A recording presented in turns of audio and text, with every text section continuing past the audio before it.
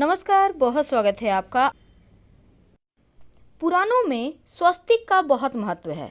घर के मंदिर में अगर स्वस्तिक बनाएं तो घर परिवार में खुशहाली आती है और आपकी मनोकामनाओं की पूर्ति करता है।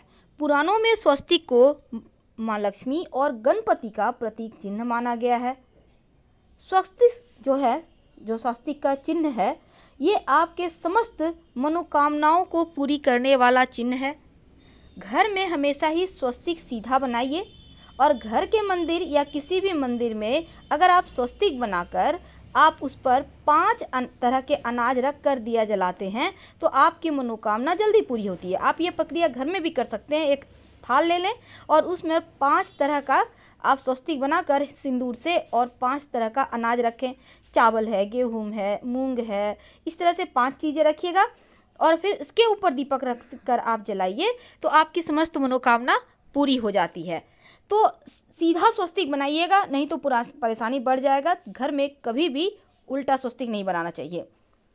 अगर आपको नींद नहीं आती है, नींद की समस्या है, तो घर के मंदिर में आप अपने तर्जनी उंगली यानी जो पहली उंगली होती है ना, अंगूठा के पास वाली उंगली, बृहस्पति की उंगली, उसी से आप स्वस्तिक बनाइए। आपके बुरे सपने आने बंद हो जाएंगे। आप चाहें तो बेड पर बैठे बैठे हवा में भी स्वस्तिक का चिन्ह बना लीजिए और फिर आप सो जाइए, बुरे सपने नहीं आएंगे।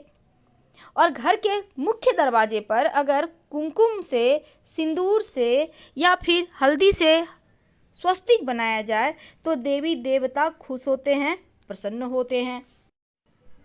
नवरात्र के दिनों में पूरे 9 दिन तक माता रानी की विधि विधान से हर कोई पूजा करता है, लेकिन आज हम आपके साथ कुछ और बात करेंगे।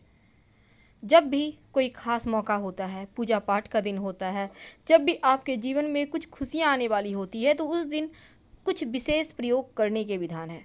देखिए, आज हम आपका ज़्यादा समय व्यतीत नहीं करेंगे और सीधे मुद्दे पे आते हैं।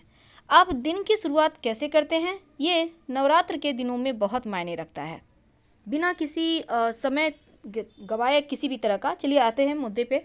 देखिए, सबसे पहली बात, नवरात्र के दिनों में आपको तो पता है बहुत सारे लोग सिद्धियां प्राप्त करते हैं और ये सिद्धियां कभी कभी लोग दूसरों को परेशान करने के लिए भी यूज करते हैं और कभी कभी खुद के लिए अच्छा करने के लिए भी। लेकिन आज हम तमाम लोगों के तांत्रिक क्रियाओं से बचने के लिए, क्योंकि नवरात्र के दिनों में खासकर बच्चे को आप बहुत जतन से रखती हैं, उन्हें काजल लगाती हैं, किसी का दिया हुआ सफ़ेद वस्तु खाने को मना करती हैं, तमाम विधि विधान तो होते हैं, लेकिन नवरात्र के दिनों में कुछ खास प्रयोग किए जाते हैं। जैसे कि पूरे 9 दिनों तक, अभी जितने भी दिन बचे हैं, जब भी आप ये वीडियो देख रहे हैं, सुबह सुबह उठकर घर के मुख्य दरवाजे पर थोड़ा सा गंगा जल तो आप डालिए ही, लेकिन इसके साथ ही घर के मुख्य दरवाजे के बाहर जब आप सफाई करवाते हैं तो पहले झाड़ू ना लगवाकर पहले पानी डलवा दें, फिर झाड़ू लगवाएं। घर में जब आप पोछा वगैरह लगाइए, ये सुबह का काम है पूजा करने के पहले। जब आप घर में पोछा लगवाइए तो बहुत सारे लोग नमक डाल के नहीं लगाना चाहते हैं, क्योंकि नमक को थोड़ा सा लोग अलग समझते हैं। कोई दिक्कत नहीं है, आप फिटकरी मिला हुआ पानी से घर की सफाई करवाइए ताकि निगेटिव एनर्जी ये फिटकरी दूर करे, सोख कर हटा दे। अब घर जो सपनों का घर होता है, उसको बेहतर करने के लिए सबसे पहली बात तो घर के मुख्य दरवाजे को सजाइए, क्योंकि माता रानी का आगमन हो चुका है और हो सकता है किसी भी क्षण आपके घर में पधारे। तो ऐसे में साफ सफाई का विशेष व्यवस्था रखें। हर एक चीज़ घर में, हर एक वस्तु करीने से सजा कर रखें और अपडेट रहें, एकदम आप भी सलीके से रहें। लेकिन एक और चीज़ है कि आप लाल रंग के कपड़े थोड़ा कम पहने। वैसे पीले रंग, बाकी के रंग पहन सकते हैं, पर ब्लू और ब्लैक भी ना पहने, क्योंकि डार्क ब्लू और ब्लैक कलर पहनकर आपका पूजा शुद्ध नहीं माना जाता। तो इसका भी आपको ध्यान रखना है। और दूसरी बात, खासकर अष्टमी और नवमी के दिन ज़्यादा लाल रंग पहन के, जैसे कि बहुत जगह रामनवमी की पूजा होती है, रात में माता रानी की पूजा होती है, तो जैसे आपने कृष्ण पक्ष में बसौड़ा मनाया, उसी तरह से शुक्ल पक्ष में भी होता है। इसमें शीतला माता की पूजा की जाती है, तो उसमें उस दिन आप कम से कम लाल रंग कपड़े मत पहनिएगा। और दूसरी बात, अपने घर के मुख्य दरवाजे पर हल्दी से स्वस्तिक जरूर बनाइएगा। हर रोज़ बना सकें तो सर्वोत्तम होगा। एक कटोरी में थोड़ा सा हल्दी ले लें, पानी डाल के रख दें, जब वो सूख जाए फिर थोड़ा सा पानी डालकर गीला कर दें और हर दिन एक नियम बना लें, आप स्वस्तिक के ऊपर ही फिर से रिपीट करते रहें। आम के पत्तों का या अशोक के पत्तों का बंधनवार लगाएं। देखिए, अशोक के पत्ते आपके दुखों को हरता है और आम के पत्ते आपके स्वास्थ्य को अच्छा करता है। तो आप अपने परेशानी के अनुसार कोई भी पत्ता या आपको जो भी मिल जाए उसी का बंधनवार लगाइए। और इसके बाद आप घर के मुख्य दरवाजे के अंदर दाहिने तरफ, याद रखिए, मुख्य दरवाजे के अंदर, जैसे आप घर से बाहर निकलेंगे ना, तो अंदर की तरफ दाहिने तरफ एक बर्तन में, कोई भी बर्तन हो सकता है, कांच का, प्लास्टिक का, आपके घर में स्टील का है, जो भी बर्तन है, मिट्टी का है, आप उसी में जल भरकर, पानी भरकर रखिए और 2-4 पंखुड़ी अगर फूलों की हो तो डाल दीजिएगा। हर रोज़ यानी अगले सुबह इसको किसी पौधे में डाल दें और फिर से फ्रेश पानी इस तरह से आप भर के रख लें। निगेटिव एनर्जी को तो वो पानी सोखेगा ही, साथ ही आपने जो ये इसमें फूल रख दी, फूलों की पंखुड़ी रख दी, तो ये माँ दुर्गा को स्वागत के लिए है और स्वस्तिक का निशान हर हाल में आपको बनाना है, याद रखिएगा। अब हम थोड़ा और आगे बढ़ते हैं। अब आप जैसे स्नान वगैरह कीजिएगा तो नहाने के पानी में अगर आपके लिए संभव हो तो तुलसी के पत्ते डाल के नहा सकते हैं। बहुत सारे लोग पवित्र नदी सरोवर में नहाते हैं, आप चाहें तो गंगा जल डाल के नहा सकते हैं। आप चाहें तो इस पानी में, कई बार क्या होता है, आपका गुरु कमज़ोर है, विवाह नहीं हो पा रहा है, तो बच्चों को हल्दी डालकर नहलाइए। जो छोटे बच्चे हैं उनको फिटकरी डालकर नहलाइए या नमक डाल के नहलाइए, नज़र दोष नहीं लगेगा। भगवान सूर्य को जल जरूर अर्पित कीजिएगा, क्योंकि भगवान सूर्य तो हमेशा से ही वो देव, सबसे प्रथम देव हैं, तो ऐसे में प्रत्यक्ष हैं तो प्रमाण है, तो उनको जल जरूर अर्पित कीजिए। अगर नहीं भी अर्पित कर सकते हैं तो कम से कम प्रणाम करके 27 बार गायत्री मंत्र पढ़ लीजिए। गायत्री मंत्र एक ऐसा मंत्र है जो आपको विपरीत से विपरीत परिस्थिति में भी संभाल लेता है। अब थोड़ा और आगे बढ़ते हैं। देखिए, माता रानी को मनाने का बहुत सारे विधान है। आज हम आपको सिंपल बात बताएंगे। नवरात्रि के 9 दिनों में किसी भी दिन लाल धागा, मौली धागा होता है ना, आप लेकर माँ दुर्गा के मंदिर में जाएं। अब कोरोना का वक्त है, ज़रा संभल के ही जाइएगा और घर में ये उपाय नहीं कर सकते आप, इस बात का ध्यान रखिएगा। जहाँ भी है, मानते हैं दुर्गा जी की प्रतिमा स्थापित नहीं होती, पर आप चले जाइए। अगर दुर्गा जी का मंदिर नहीं है आपके एरिया में तो फिर कोई बात नहीं है, आप जो भी भगवान का मंदिर है वहीं चल जाइए। वहाँ पर पाया है मंदिर में, ग्रिल है मंदिर में, उसी में अपने मन्नत की ये धागा अपनी मन्नत कहते हुए बांध दीजिए, आपकी मन्नत पूरी हो जाएगी।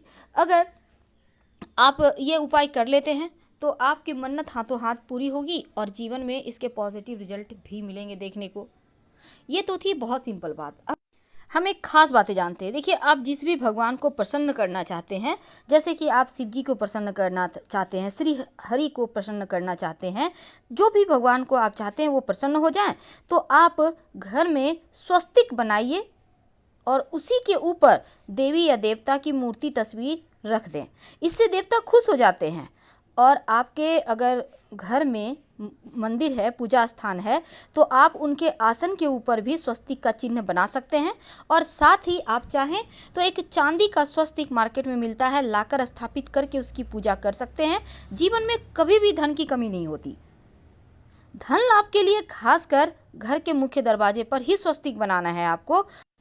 और इसके साथ ही नवरात्र के दिनों में पूरे 9 दिनों तक रोज शाम में कपूर और लौंग जलाकर आरती करें और जब वो ठंडा हो जाए तब घर के मुख्य दरवाजे पर छिड़काव करें और बाकी बचे हुए पानी को किसी पौधे में डाल दें। ऐसा करने से निगेटिव एनर्जी से बचे रहिएगा। रोज शाम में कपूर और लौंग जलाकर ही आरती करें। अगर आप घी का दिया जलाते हैं तो उसमें 2 लौंग डालकर ही जलाइए, सुबह में भी और शाम में भी। और इस दीपक में जो धागा होगा ना, वो लाल वाला धागा लीजिएगा, क्योंकि लाल धागा लक्ष्मी को आकर्षित करता है। रुई वाला धागा मत यूज कीजिएगा, यानी रुई मत यूज कीजिएगा। यहाँ पर लाल धागे की बात करें हमने। अब एक छोटा सा प्रयोग, बहुत सिंपल है लेकिन इसके फल आपको मिलेंगे। देखिए, नवरात्र के दिनों में एक छोटा सा प्रयोग किया जाता है उल्टा स्वस्तिक का। अभी तक हमने आपको कहा कि एक सीधा स्वस्तिक कैसे सिंपल तरीके से आप घर के मुख्य दरवाजे पर बनाएं, लेकिन एक उल्टा स्वस्तिक आपकी समस्त मनोकामना को पूरी कर सकता है। क्या करेंगे? किसी भी दिन माता रानी के मंदिर जो जाए, मंदिर में यानी घर में नहीं करना है, ये बाहर जाके करना है। अगर आपके घर के आसपास दुर्गा जी का मंदिर नहीं है तब आप किसी भी देवता के मंदिर में कर सकते हैं। क्या करेंगे? आप अपने घर से सिंदूर में थोड़ा सा घी या सरसों तेल मिक्स करके किसी भी पास के मंदिर में लेके जाइए। अब मंदिर के दीवार पर एक उल्टा स्वस्तिक बना दें। अब उल्टा स्वस्तिक, देखिए ये वाला सीधा स्वस्तिक है, लेकिन उल्टा स्वस्तिक यानी स्वस्तिक में जो 4 भुजाएं हैं वो उल्टा हो जाएगा। तो उल्टा स्वस्तिक ठीक इसी प्रकार से आपको बनाना है और मन्नत कहकर अपने घर आ जाइए। जब आपकी मन्नत पूरी हो जाए तब फिर से उसी स्थान पर, उसी मंदिर के दीवार पर आप जाकर एक सीधा स्वस्तिक वहीं पर साइड में बना दीजिए और भगवान को प्रणाम कीजिए। तो इस तरह से उल्टा स्वस्तिक आपकी मन्नत पूरी करेगा। लेकिन घर में बिल्कुल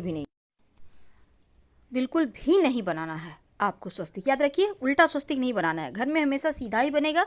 हम आपसे विदा लेते हैं। हर हर महादेव। जानकारी अच्छी लगे तब लाइक कर सब्सक्राइब करें, अपनों से शेयर करें और कमेंट में हर हर महादेव जरूर लिखें। धन्यवाद।